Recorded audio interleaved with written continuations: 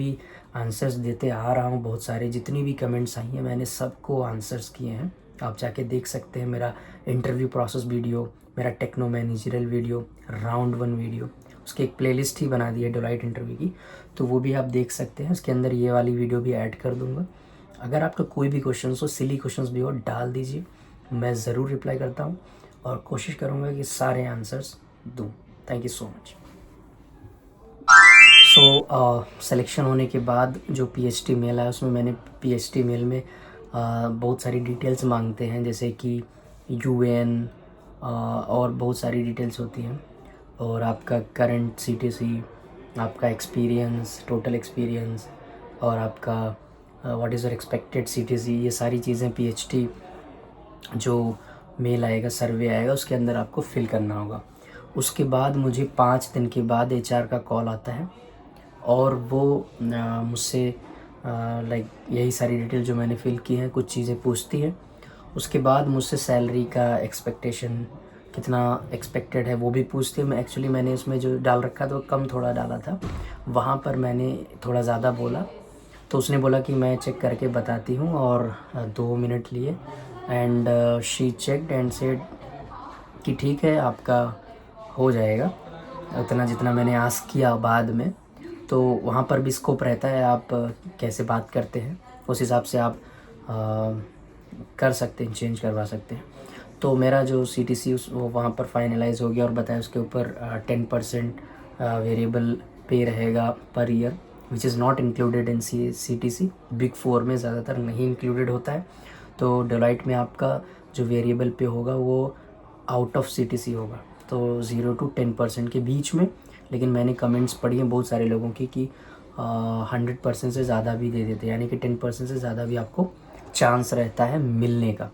उसके बाद वो कॉल हो गई, उसने बोला कि आपको एक लेटर ऑफ इंटेंट आएगा, उस लेटर ऑफ इंटेंट में आपका पूरा सैलरी ब्रेकअप लिखा होगा, उसको आपको एक्सेप्ट करना है। उस एक्सेप्ट करते ही आपको ऑफर लेटर यहाँ से रिलीज़ होगा।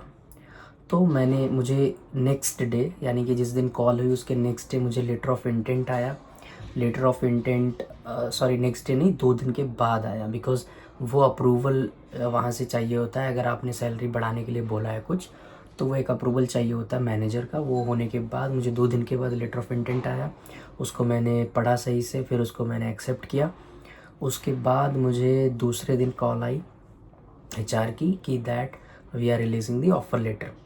अब मेरे पास ऑफ़र लेटर आ गया, लेकिन उसमें क्या दिक्कत थी कि मेरी date actually notice period 3 months का था, उसने 2 मंथ्स का समझ के मेरी जो डेट ऑफ ज्वाइनिंग थी वो 1 महीना पहले ही कर दी थी। फिर मैंने उसको कॉल किया, एक्सेप्ट करने से पहले ही कॉल किया और बताया, तो एचआर एक्चुअली बाहर थी, उसने बोला you can accept it now, मैं दूसरे दिन चेंज कर दूँगी डेट को, मतलब दूसरा ऑफ़र लेटर आपको दूँगी, रिवाइज्ड ऑफ़र लेटर जिसे बोलते हैं।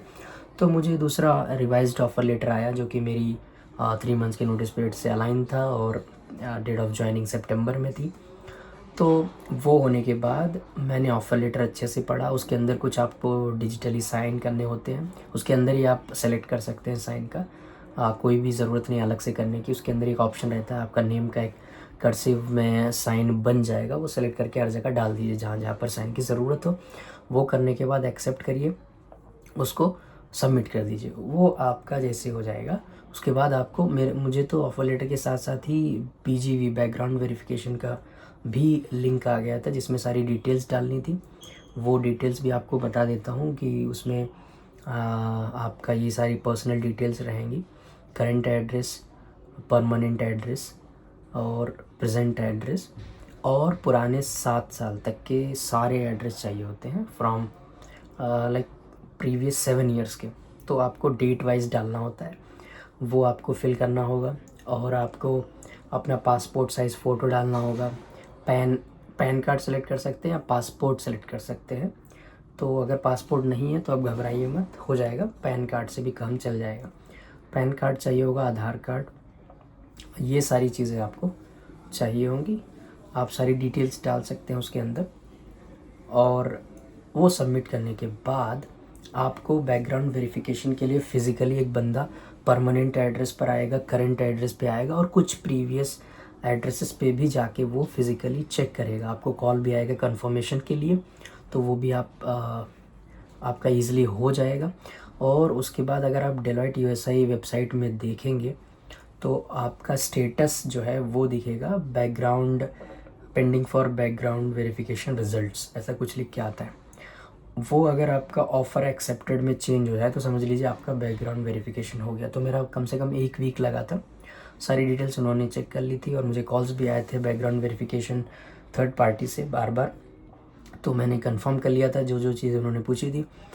तो वो मेरा होने के बाद मेरा अभी जो स्टेटस दिखा रहा है वो ऑफ़र एक्सेप्टेड दिखा रहा है, और यानी कि मेरा बैकग्राउंड वेरिफिकेशन हो गया। तो ये सारा प्रोसेस था मेरा। Thank you so much for watching the video.